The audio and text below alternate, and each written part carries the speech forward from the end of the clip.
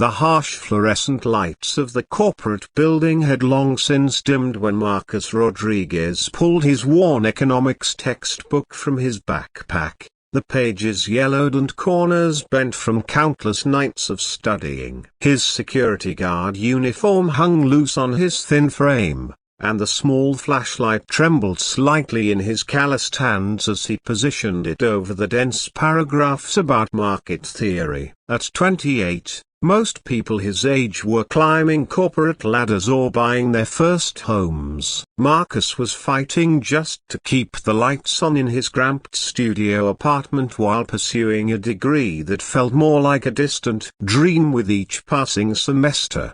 The night air conditioning hummed through the empty corridors of Hartwell Industries, a Fortune 500 company that manufactured precision instruments for aerospace technology. To most employees rushing past during the day, the building's security guards were invisible fixtures, as unremarkable as the fire extinguishers mounted on the walls. But tonight, in the quiet lobby bathed in emergency lighting, Marcus had found his sanctuary, a place where he could steal precious hours of study time between his rounds. He squinted at a particularly complex diagram about supply and demand curves, his eyelids heavy from working a double shift at his day job at a warehouse. The flashlight's beam created a small circle of help in the darkness, illuminating not just the textbook pages but years of sacrifice that had brought him to this moment. His mother's words echoed in his mind, "My Joe, education is the one thing they can never take away from you." She had worked 3 jobs to put food on their table, never complaining, always believing that her son would achieve what poverty had denied her. Marcus didn't notice the soft footsteps approaching from the elevator bank. David Hartwell, CEO and founder of the company, had returned to retrieve files from his office for an early morning board meeting. At 55, David had built his empire from a small garage startup into a billion-dollar corporation, but success had come with its own shadows. His marriage had crumbled under the weight of 16-hour workdays. His children barely knew him beyond birthday cards and Christmas presents, and lately, he found himself questioning whether the mountain of money in his accounts could fill the growing emptiness in his chest. David paused at the lobby's edge, initially annoyed that the security guard wasn't at his assigned post. But as his eyes adjusted to the dim light, he saw something that stopped him cold. There, hunched over a textbook like a monk over ancient scriptures, was a young man whose dedication radiated through the quiet space. The sight struck David with unexpected force, transporting him back 30 years to his own nights spent studying by lamplight in his childhood bedroom, dreaming of a future that seemed impossibly far away. "Evening," David said softly, not wanting to startle the guard. Marcus jumped, the flashlight clattering to the marble floor as he scrambled to his feet. "Mr. Hartwell." "Sir, I'm so sorry. I was just too I wasn't." The textbook tumbled from his lap, landing open to a chapter on entrepreneurial economics. "Relax," David said, raising his hands in a peaceful gesture. "You're not in trouble." "What are you studying?" Marcus's throat felt dry as sandpaper. Getting fired wasn't just a career setback for him, it was a catastrophe that would derail everything he'd worked for. "Business administration, sir. I'm in my final year at community college. I know I shouldn't be studying on company time, but I work another job during the day, and this is the only quiet time I can find." David picked up the fallen textbook, noting the careful highlighting and detailed notes crammed into the margins. The pages were well worn,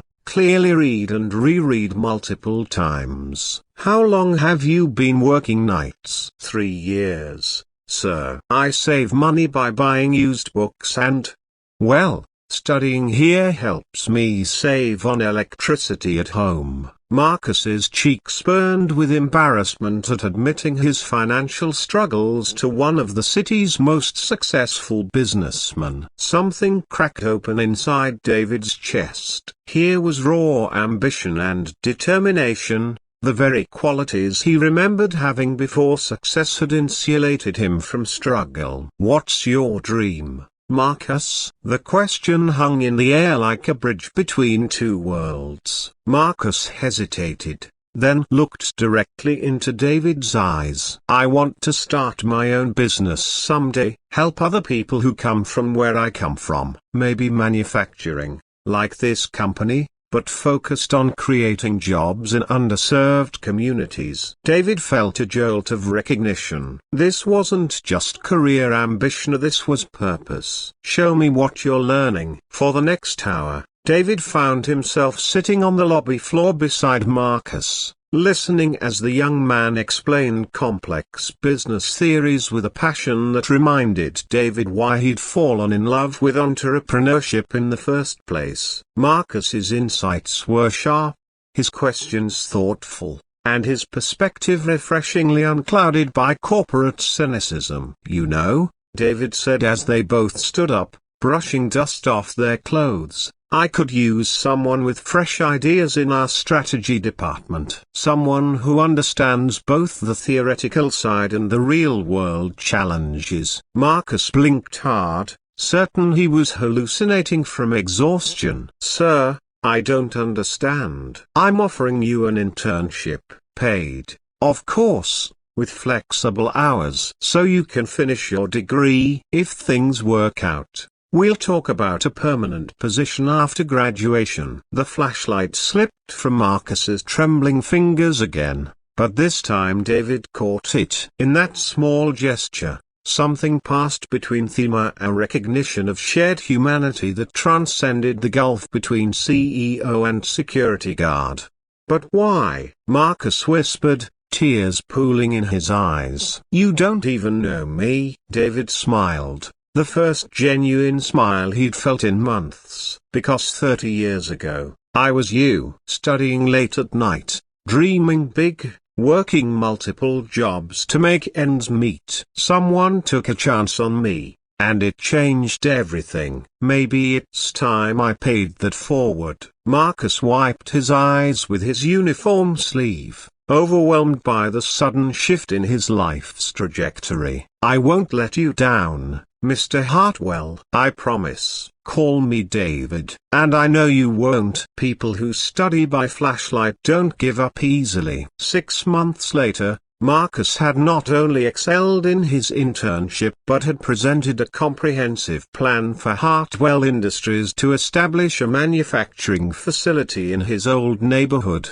creating jobs for residents while maintaining profitability. David, meanwhile, had rediscovered his passion for mentoring, establishing a scholarship program for working students and finding that giving back filled the emptiness that money never could. The security guard position was filled by Maria Santos, a single mother studying nursing. David made sure she knew about the quiet lobby and never questioned why she sometimes carried textbooks on her rounds. After all, he had learned that sometimes the most profound moments of human connection happen in the most unexpected places, illuminated by nothing more than the small light we choose to shine in the darkness. Marcus kept that old flashlight on his desk, even after he was promoted to Vice President of Community Development. It served as a daily reminder that dreams, no matter how distant they seem, are always just one act of kindness away from becoming reality. And in a world that often feels divided by wealth and circumstance, it proved that humanity's greatest power lies not in what we have, but in what we choose to share.